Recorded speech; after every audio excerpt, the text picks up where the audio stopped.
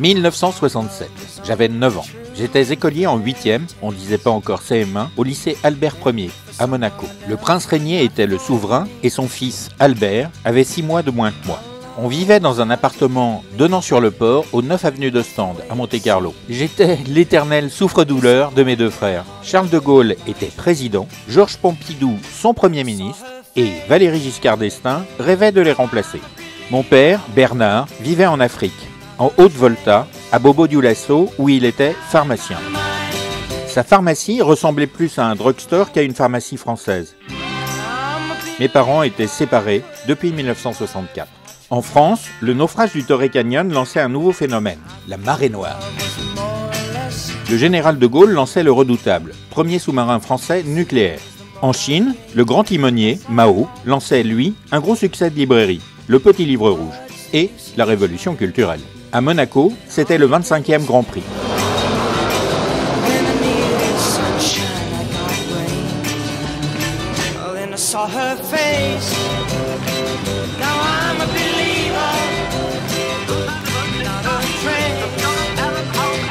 On le regardait juste de là, de notre balcon.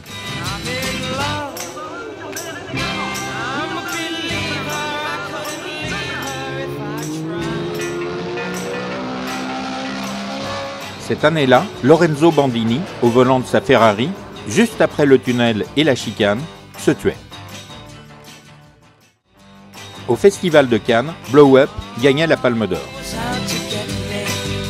À Hollywood, Claude Lelouch prenait 2 Oscars pour Un homme et une femme. Lyndon Johnson était le président des USA et l'armée américaine s'enlisait dans la guerre du Vietnam. Du coup, la jeunesse américaine lançait une nouvelle catégorie sociale, les hippies. Les Beatles sortaient l'album Sgt Pepper. Les Israéliens gagnaient leur guerre en 6 jours seulement. Comme tous les ans, nous allions passer l'été dans la maison familiale de Lugrin, sur le bord du lac Léman, avec notre plage et notre port privé. Le téléphone était en bakélite et notre numéro était le 11 à Lugrin. Mais en cette année 1967, on a fait un voyage avec mon père et mon frère Christian, dont je me souviens encore plus de 50 ans après.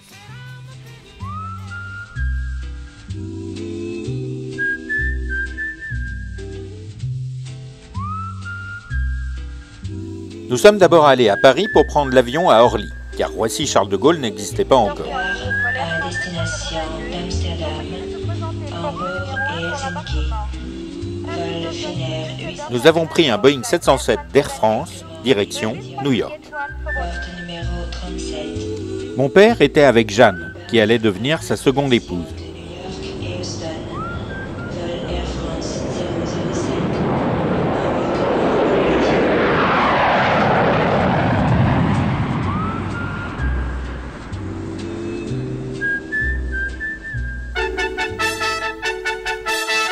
À New York, nous allions retrouver la fille de Jeanne, Marie-Claude Bertrand, qui était fille au père, et rencontrer son fiancé, Peter Ramseyer. Je n'ai pas aimé New York, c'était trop grand, trop bruyant. En plus, le premier soir, nous sommes allés au restaurant, puis nous promener sur Times Square. Avec le décalage horaire, il devait être 4 ou 5 heures du matin. C'était trop pour l'enfant de 9 ans que j'étais.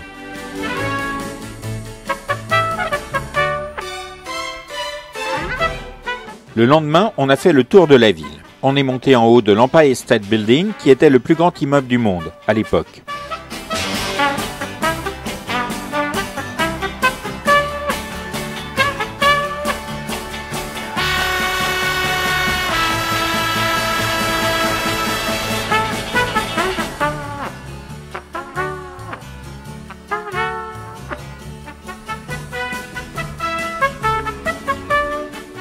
On s'est promené dans les rues. C'est là que j'ai découvert pour la première fois les hot dogs, mais surtout les hamburgers. Je n'en avais jamais mangé. Cela n'existait pas en France.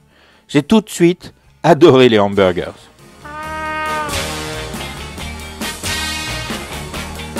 On a été au siège des Nations Unies pour acheter des timbres que j'ai encore.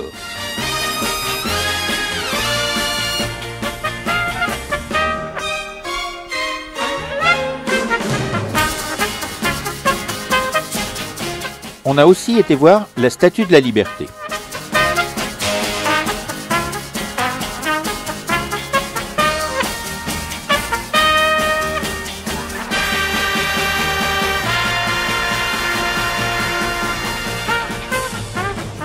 Et le soir même, on est parti pour Montréal, au Canada. Lundi, ça ne va pas du tout. À Montréal, on a visité l'Expo universelle. Mon père aimait les expos universelles depuis son enfance. À la vie, moi je reprends goût. C'est là, dans le pavillon français, que j'ai vu pour la première fois la télécouleur française, en sécam, 3 mois avant que le procédé ne sorte en France, le 1er octobre 1967. C'est vendredi qui m'obsède. De Montréal, on est parti par la route jusqu'à la ville de Québec. J'avais été très impressionné par le château Frontenac et les policiers montés canadiens. Là, ce soir, je suis là, tremblant d'espoir. Ce soir, je n'ai plus... On est rentré à Montréal le long du Saint-Laurent pour reprendre l'avion pour aller à Buffalo, voir les chutes du Niagara. How can I be sure? Mon père tenait à y aller car il avait adoré le film Niagara de 1953 avec Marilyn Monroe. Be sure where I stand with you. Whenever Moi, je faisais des photos avec mon petit Instamatic de Kodak. I wanna die. Mon père était heureux d'être là avec ses fils. Et moi, j'étais heureux d'être avec lui. How do I know? Maybe you're trying to use me. Flying too high can confuse me. Touch me but don't take me down. De Buffalo, on a été à Washington, D.C. pour voir la Maison Blanche, le Lincoln Monument,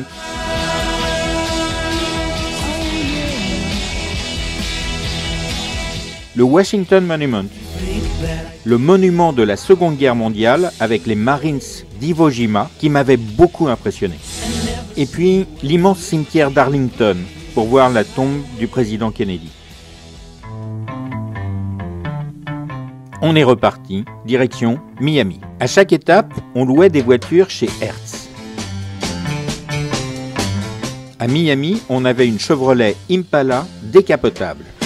Cette voiture était fascinante pour le petit Français que j'étais, avec ses vitres électriques, chose incroyable à l'époque, ses ceintures de sécurité qui n'existaient pas en Europe, et surtout sa capote électrique. On l'adorait tous. Le petit garçon que j'étais se sentait le maître du monde à l'arrière de cette voiture dans les rues de Miami Beach.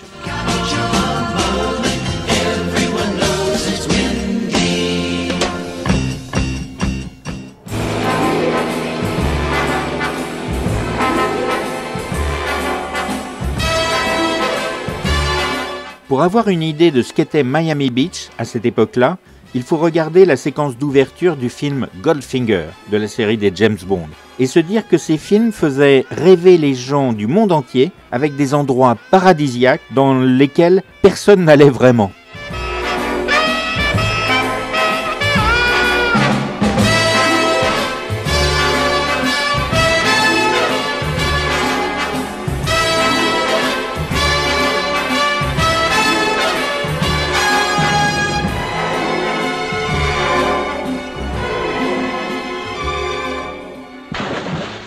Nous, on était au Holiday Inn, comme la plupart du temps au cours de ce voyage.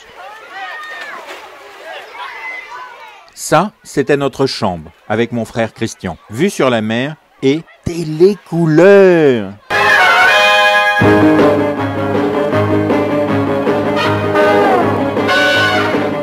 Je passais des heures à regarder la télé, et surtout, Batman.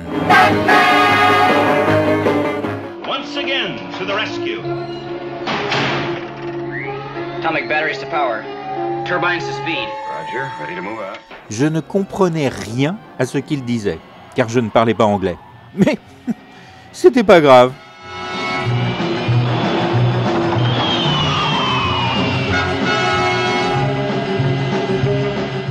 J'ai même eu la petite Batmobile au 1/43e. Red alert!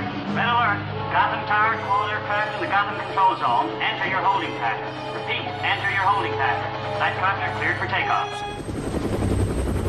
For this encounter, Et puis il y avait aussi tous les jours des images en couleur de la guerre du Vietnam. Je n'arrivais pas à comprendre pourquoi un immense pays comme les USA ne gagnait pas cette guerre. North Vietnamese from overrunning the LZ. The pilots of the 1st Cavalry continue to ferry in the remainder of the 450 men amid a vicious torrent of enemy bullets and rockets.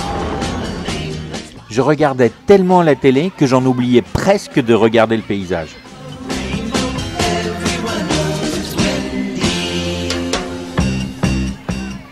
Notre père, lui, filmait depuis sa chambre. Là, c'est moi qui plonge.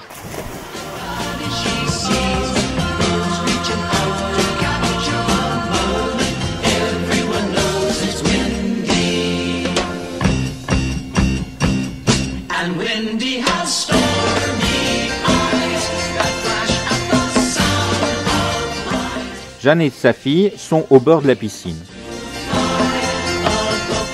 L'attraction de Miami, c'était le Seaquarium.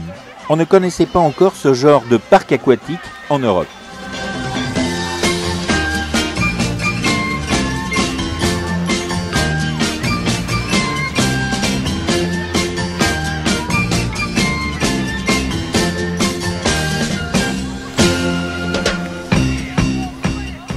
Mon père et Christian ont beaucoup filmé et photographié cette dresseuse avec son dauphin. Je ne sais pas si c'était à cause du dauphin en fait.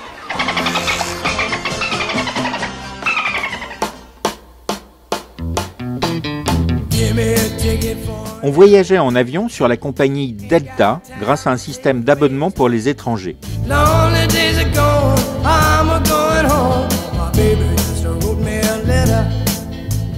On voyageait en première classe parce que, d'après mon père, ce n'était pas tellement plus cher que ça. Dans les avions, il y avait un petit salon de 6 places à l'avant. Et comme on était 5, on l'avait souvent pour nous tout seuls. Le poste de pilotage était juste devant ce petit salon. Et la porte était souvent ouverte à l'époque. J'allais presque à chaque fois voir les pilotes. J'ai encore l'insigne de pilote junior que l'on m'avait donné. Comme dans le film « Y a-t-il un pilote dans l'avion ?» Seen a grown man naked? Do you want me to check the weather, Clarence? No, why don't you take care of it? Joey, you ever hang around the gymnasium?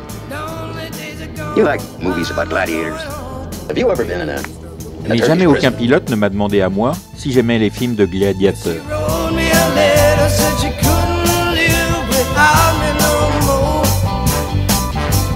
De Miami, on a été à la Nouvelle-Orléans.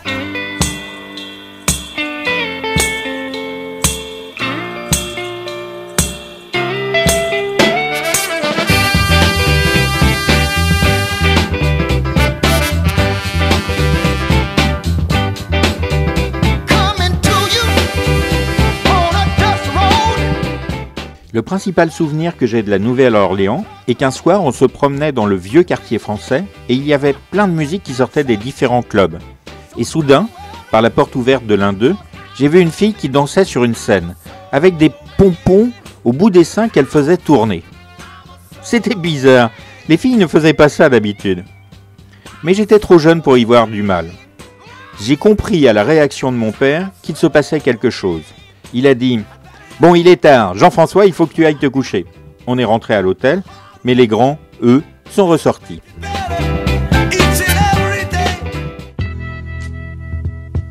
De la Nouvelle-Orléans, nous sommes allés à Dallas, uniquement pour voir l'endroit où le président Kennedy avait été assassiné. Mon père avait été très marqué par cet assassinat, et il avait acheté et lu le rapport de la commission Warren. There's a man with a gun over there, telling me I got to beware. I think it's time we stop, children, what's that sound? Everybody look what's going. Du coup, toute ma vie, à chaque documentaire, à chaque film sur le sujet, je revoyais les lieux que nous avions visités ce jour-là. battle lines being drawn. And nobody's right if everybody's wrong. Young people speaking their minds are getting so much resistance from behind. Every time we stop, hey, what's that sound? Everybody look what's going down.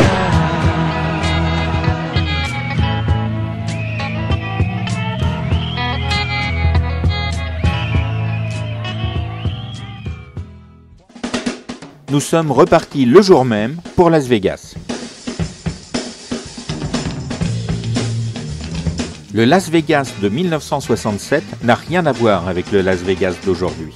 Le Strip était juste une grande rue, bordée de casinos, et en marchant sur le trottoir, on voyait les salles de jeu. Mais interdit aux enfants d'y poser un seul pied. Du coup, on regardait Jeanne et mon père jouer aux machines à sous depuis le trottoir. La nuit, c'était assez féerique. Là encore, nulle part en Europe ou dans le reste du monde, il n'y avait une telle débauche d'enseignes lumineuses.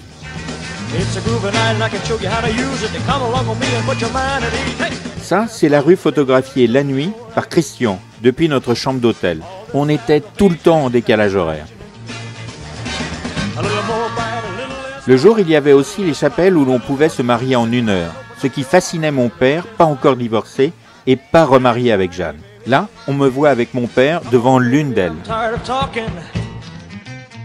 De Las Vegas, on a continué sur Los Angeles. L'arrivée en avion sur Los Angeles était et est toujours un grand moment, tellement cette ville est immense.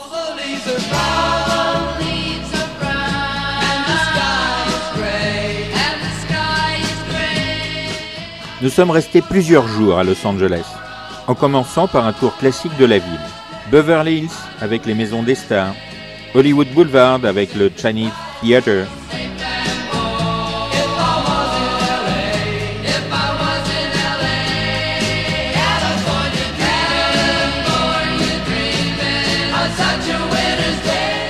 mais aussi les cimetières.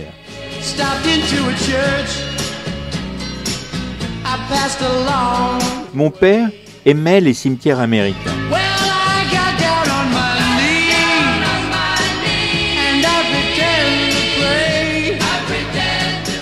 On a donc été voir les tombes des héros de sa jeunesse et la tombe de lointains cousins.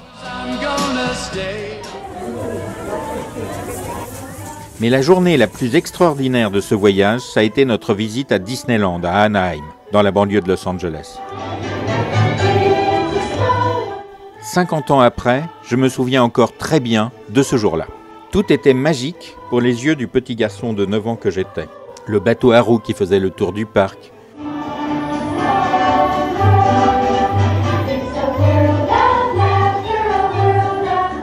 les Indiens, les cow-boys.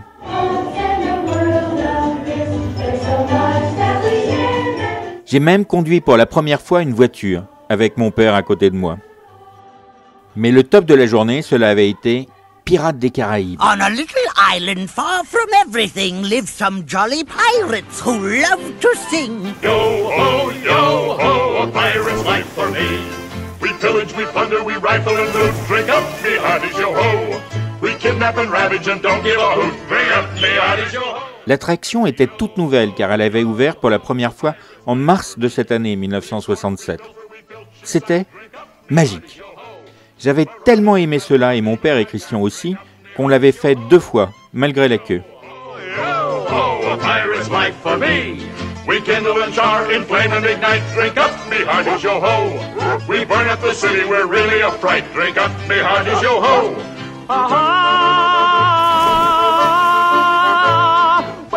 « 50 ans après, c'est toujours la même attraction, et les films avec Johnny Depp en ont été inspirés. C'est dire à quel point c'était novateur à l'époque. Je suis retourné en 1975 et en 1988 à Disneyland Anaheim. L'autre grand moment de ce séjour à Los Angeles, cela avait été la visite des studios Universal. Là aussi, c'était quelque chose d'inconnu en Europe, car ce parc avait ouvert en juillet 1964, à peine 3 ans auparavant.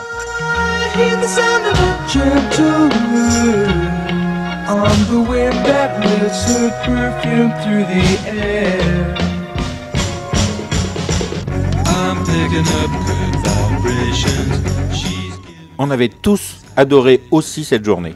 Je suis retourné à Universal Studios en 1975, en 83, en 88, en 92 et finalement en 2008, toujours avec autant de plaisir. Et puis, on a repris l'avion à LAX, l'aéroport de Los Angeles. Mon père s'amusant une dernière fois avec la capote électrique de sa voiture de location.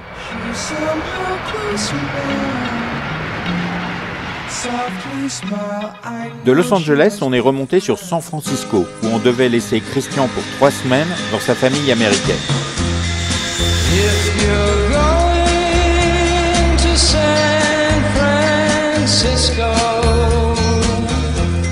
On a vu tous les incontournables de la ville. Les cable cars,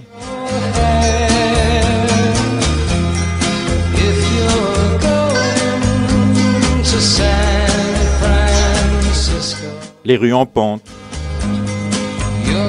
Chinatown et bien sûr le Golden Gate Bridge. On a aussi fait une croisière en bateau dans la baie autour d'Alcatraz.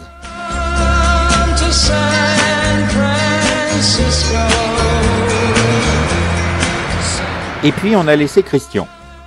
On a pris l'avion jusqu'à New York où on a laissé Marie-Claude Bertrand et on est rentré avec mon père et Jeanne jusqu'à Paris.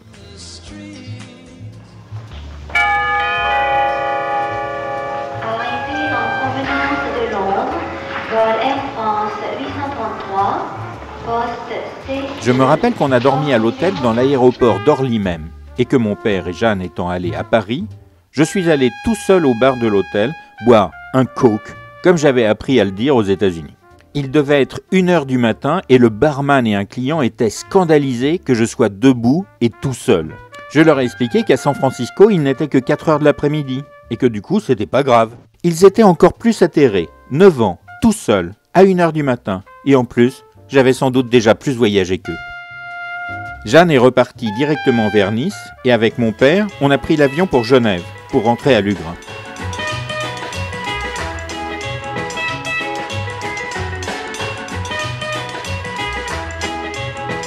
C'était il y a plus de 50 ans. C'était hier. Juste un clignement d'œil. Souvenir, souvenir, je vous retrouve en mon cœur et vous faites refleurir tous mes rêves de bonheur.